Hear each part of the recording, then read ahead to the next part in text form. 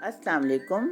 आज किला यूसुफ किचन में मैं आप लोगों के लिए लेकर आई हूँ एक बहुत ही मज़ेदार चटनी, जो कि है इमली और खजूर की चटनी। ये रमज़ानुल मुबारक में बहुत मज़ा आता है इस चटनी का। चना चाट, समोसे, पकोड़े, हर चीज़ के साथ ये बहुत अच्छी लगती है। और आज की वीडियो में मैं आपको बताऊंगी कि इस चटनी को हम 1 साल तक कैसे महफूज रख सकते हैं। तो इसके लिए आपने वीडियो को देखना है पूरा कि मैंने ये चटनी किस तरह बनाई है। इसके लिए सबसे पहले मैंने ली हैं 200 ग्राम खजूरें, जिन्हें मैंने 6 घंटे के लिए पानी में भिगो के रख दिया था, और इन्हें हम कर लेंगे अच्छी तरह ग्राइंड।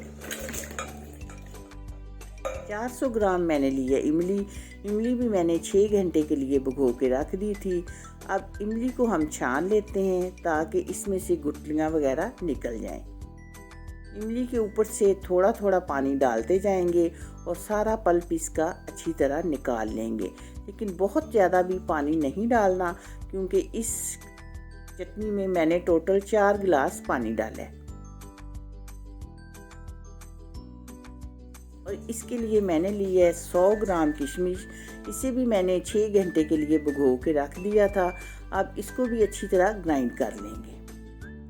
ये चूल्हे पे मैंने रखा है एक पैन, और उसमें डाल दी हैं खजूरें जो ग्राइंड की थी, ये इमली का पल्प और ये किशमिश ग्राइंड की हुई।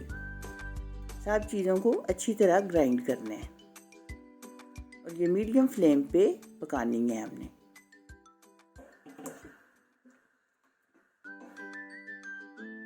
और अब मैं डाल रही हूँ इसमें 400 ग्राम गुड़।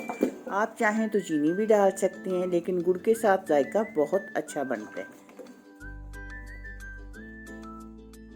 अब इसमें डालते हैं कुछ मसाले, जो कि है 1 टीस्पून काली मिर्च, 1 टीस्पून लाल मिर्च, 1 teaspoon chaat masala, 1 teaspoon pink salt और 1 टीस्पून जिंजर पाउडर।